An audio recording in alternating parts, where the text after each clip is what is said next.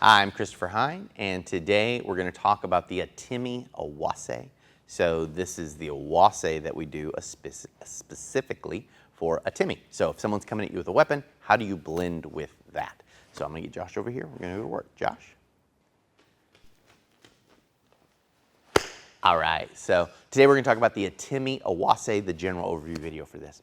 So if you start your students off with a weapon in the hand, it'll make these make a lot more sense to them really early on. These are primarily weapon strikes. Could you do these with no weapon in your hand? Sure. Would they be as valuable or important? No, they wouldn't. So just start with a weapon in hand at least. Then, in order to keep people from getting bonked with weapons or people having no idea how to handle the weapons, you can take them out for a while. So let's talk about the three major Awase we have to attend for, or atemi we have to attend for the Awase. So we have a yokomen, a shomen, and a ski. Okay. Now, there are a few timings we got to talk about in this. There's two go no sen timings. Okay, so one is Josh 100% successfully hits me, boom. We don't have to account for that timing in the syllabus because it's like, well, either you move on and do the next thing or you died and that was the end of it. So there's nothing really to be done about that. You messed up. Okay, then there is, I got to do a little bit. Now this timing still go no sen because Josh completes his action. It's just, I put up a little shield in there to keep him from completing his action.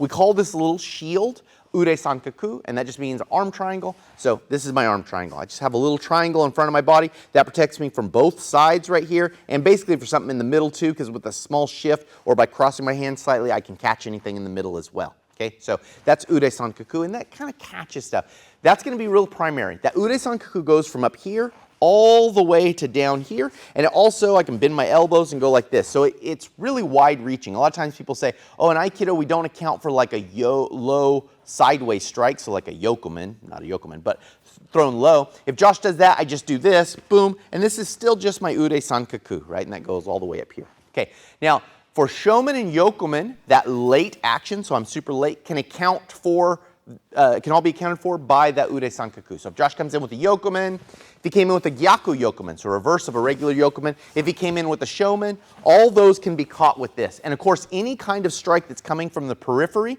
could be handled in up or down, so it doesn't matter if he strikes low or high, I can catch all that with that.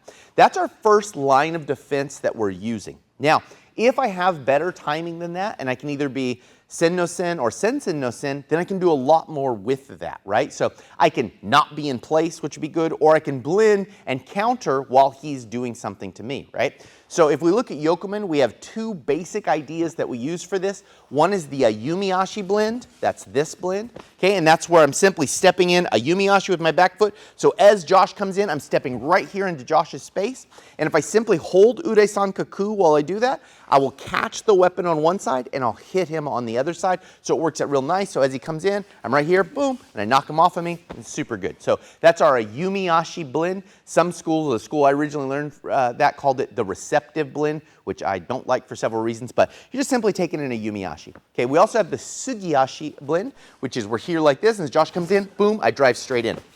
All I'm doing here is getting the timing that he's going to attack. I'm sticking in sugiashi and holding an ure sankaku. And the ure sankaku catches him. Now, ideally in both of those blends, if I'm successful, Josh gets knocked off of me and I don't have to deal with him again, right? So if it's the yumiashi blend, here, boom, I knock him off of me. He goes back, we get distance. I don't have to worry about the attack again.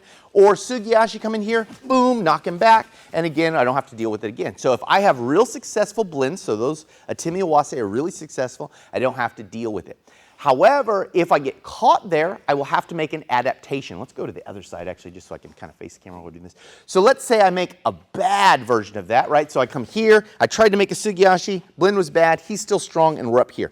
Could also be I didn't move at all, and I just caught him with the ure sankaku here, but we're stuck on this. Okay, now I have to understand, Josh is going to have a follow-up action. So while this is a new action, I kind of include it all in the original atemi Awase because he's going to have this action right after he does it.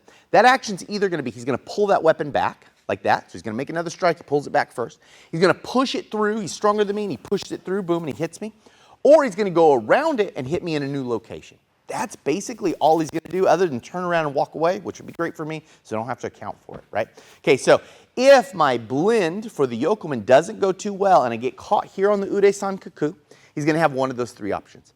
If he goes low to go around it like this, I use what we call geidon barai, and that just means low sweeping action, right? So as he comes in here, I sweep it down and I come by. Now what's important about this is as he's going down, I'm seeking his elbow, and I want to drive that elbow towards Josh. And this makes the weapon relative to me as small as possible, right? So if it's a longer weapon, of course it's going to have more reach, but I'm making it as limited as possible. If I just follow his hand down like this, you can see he hits me real easy because I'm not taking the weapon space away. So as we're going down, I really am pushing this away. And at the same time, I'm going to pull my body, I'm going to hollow my body and pull it back as far as possible. That gives me the longest reach and the best chance of not getting whacked by that weapon, right? So if we're up here and he goes low, I come by like this, okay? If Josh pushes through or goes high, like going high to go around, we use jodan barai. And that's simply me going here and here. This basic action, sometimes called uke nagash. So this, boom, this kind of action.